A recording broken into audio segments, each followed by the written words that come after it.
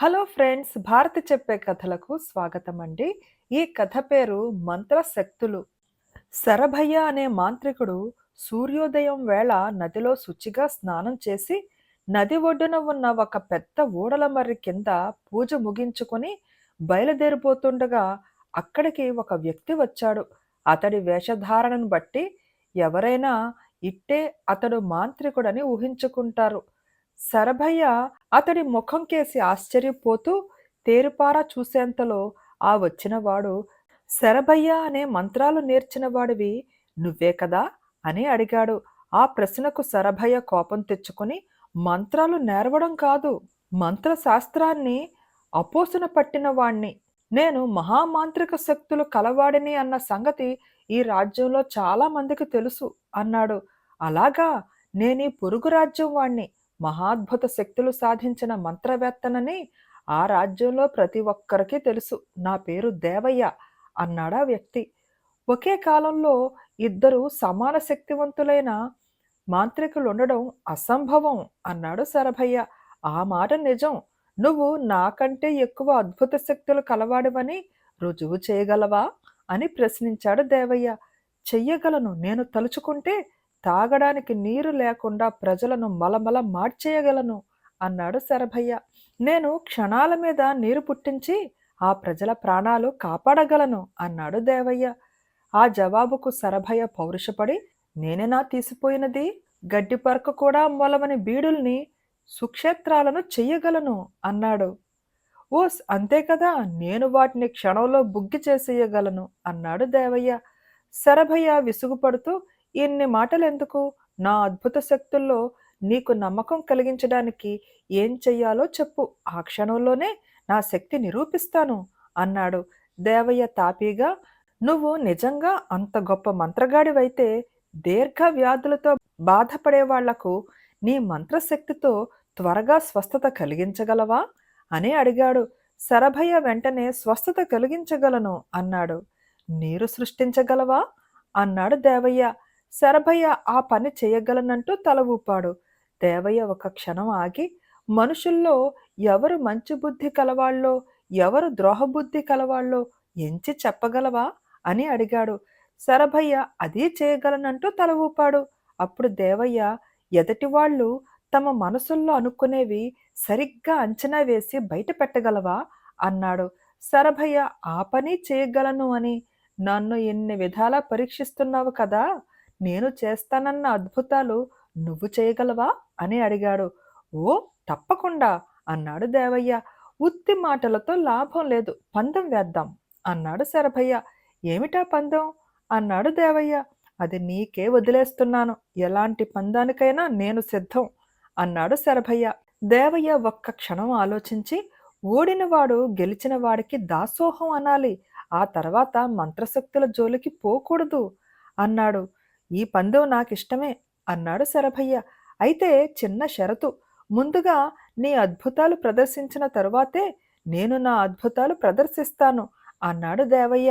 అందుకు శరభయ్య ఒప్పుకున్నాడు. మంత్రగాళ్ళు ఇద్దరూ కలిసి మెట్ట మధ్యాహ్నం వేళకు ఒక గ్రామం చేరారు. ఎంతో కాలంగా అక్కడ వర్షాలు లేనందున పొలాలన్నీ బీడుపడి ఉన్నవి. చెరువులు బావులు పూర్తిగా ఎండిపోవడంతో ప్రజలు తాగే నీరు కూడా లేక కటకటలాడిపోతున్నారు. సరే, ఇక్కడ నీ మంత్రశక్తులు ఏ పాటివో ప్రదర్శించి చూస్తాను అన్నాడు దేవయ్య. శరభయ్య కొద్ది నిమిషాలు కళ్ళు మూసుకుని ఏదో స్మరించాడు. తరువాత కుడి చేతి చూపుడు వేలును గాలిలో తిప్పి కళ్ళకు తాకించుకున్నాడు. ఆ మరుక్షణం పెళపెళ రావాలతో ఆకాశంలో మబ్బులు కమ్మి కొండపోతగా వాన కురిసింది. విజయగర్వంతో దేవయ్య వంక చూశాడు శరభయ్య. దేవయ్య అతన్ని మెచ్చుకుని, మొదట్లో ఏమో అనుకున్నాను కానీ నువ్వు అంతో ఇంతో మంత్రశక్తులు కలవాడివన్న మాట నిజం అన్నాడు నవ్వుతూ. నాది అంతో ఇంతో మంత్రశక్తా? అవమానం. చూస్తాను, నీ మంత్రశక్తితో వాన కురిపించు అన్నాడు శరభయ్య. దేవయ్య చిరునవ్వు నవ్వి, షరతు సంగతి మర్చిపోయావా, ముందు నీ మంత్రశక్తులు ప్రదర్శించాలి అన్న నియమం ఉన్నది కదా అన్నాడు. సరే, అలాగే కానివ్వు అన్నాడు శరభయ్య. రాజధాని నగరం వెళదాం. ఈ దేశాన్నేలే రాజు కూతురు ఎంతో కాలంగా కుదరని వ్యాధితో మంచం పట్టి ఉన్నదని విన్నాను. నీ మంత్రశక్తితో ఆమె వ్యాధి కుదుర్చు చూద్దాం అన్నాడు దేవయ్య. ఇద్దరూ రాజధాని చేరి రాజదర్శనం చేసుకున్నారు. రాజు వాళ్లను తన కుమార్తె ఉన్న గదికి తీసుకుపోయాడు. శరభయ్య రాజకుమారి మంచం పక్కన కొంచెం సేపు నిలబడి చూపుడు వేలును కళ్ళకు తాకించి కొద్ది క్షణాలు ఏదో స్మరించాడు. కొన్ని క్షణాలు గడిచేసరికి రాకుమారి నవ్వుతూ మంచం మీద లేచి కూర్చున్నది. ఎంతో కాలంగా ఆమెను పీడిస్తున్న వ్యాధి మటుమాయమయ్యింది. రాజు చాలా సంతోషించాడు. దేవయ్య రాజుతో కొద్దిసేపు ఏకాంతంగా మాట్లాడి శరభయ్య దగ్గరికి వచ్చి రాజుగారికి తన పరివారంలో కొందరు విద్రోహులున్నారని అనుమానంగా ఉన్నదట, వాళ్ళెవరో చెప్పు అన్నాడు. శరభయ్య రాజుగారి పరివార జనాన్ని సైనికులను పరిశీలించి వాళ్లల్లో ఆయన మీద కుట్ర పన్నుతున్న వాళ్లను సౌజ్ఞల ద్వారా దేవయ్యకు చూపించాడు. దేవయ్య ద్వారా సంగతి విన్న రాజు ఆ కుట్రదారులను తన అంగరక్షకుల చేత బంధింపచేసి కారాగారంలో వేయించాడు.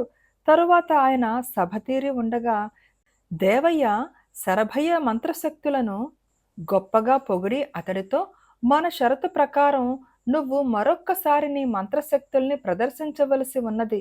నువ్వా పని చేయగలిగితే నేను నువ్వు కోరిన విధంగా నా మంత్రశక్తులు చూపగలను. ఇప్పుడు నేను మనసులో ఏమనుకుంటున్నానో చెప్పు అన్నాడు.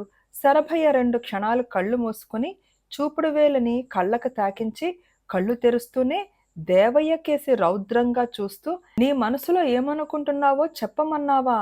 ఆ సంగతి నిజం చెప్పినా కాదని నేను ఓడిపోయినట్టు అనదలిచావు. తరువాత ఎలాగైనా నా చూపుడు వేలిని ఖండించి నాకు మంత్రశక్తులు లేకుండా చేయదలిచావు అన్నాడు. ఆ మాటలు వింటూనే దేవయ్య నిర్ఘాంతపోయాడు. శరభయ్య గట్టిగా పళ్ళు కొరుకుతూ, దుష్టుడా, నువ్వెవరో నాకు తెలిసిపోయింది. నువ్వు సాటి మాంత్రికుడువు కాదు. నీ పేరు దేవయ్య కాదు, దేవదత్తుడు. ఈ దేశపు మంత్రివి. ఏ మందులకు లొంగని రాజకుమార్తె వ్యాధిని నా చేత నయం చేయించేందుకు ఈ కపట నాటకమంతా ఆడావు అన్నాడు. ఆ మరుక్షణం రాజు సౌజ్ఞ చేయగానే 4 భటులు శరభయ్య మీద పడి ముందుగా అతడి పెడరెక్కలు విరిచికట్టి శిరస్సును ఒక గోను సంచిలో దూర్చి తాళ్లతో బిగించారు. వీణ్ణి వెంటనే వధ్యస్థానానికి తీసుకుపోయి శిరశ్ఛేదం చెయ్యండి అని రాజు భటులకు ఆజ్ఞ ఇచ్చాడు. భటులు శరభయ్యను అక్కడి నుంచి లాక్కుపోయారు. బేతాళుడు ఈ కథ చెప్పి, రాజా, శరభయ్యకు రాజు శిరచ్ఛేద శిక్ష విధించడం అన్యాయం కాదా? ఏ మందులకు లొంగని రాజకుమారి దీర్ఘ వ్యాధిని అతడు తన మంత్రశక్తి ద్వారా కుదిర్చాడు. అతడికి ఆగ్రహం కలిగింది రాజు మీద కాదు, సాటి మాంత్రికుణ్ణంటూ అబద్ధాలాడిన మంత్రి దేవదత్తుడి మీద. అలాంటప్పుడు రాజు శరభయ్యను ఘనంగా సత్కరించకపోగా ఇలా మరణశిక్ష విధించడం ఏమిటి? ఈ సందేహానికి సమాధానం తెలిసి కూడా చెప్పకపోయావో నీ తల పగిలిపోతుంది అన్నాడు.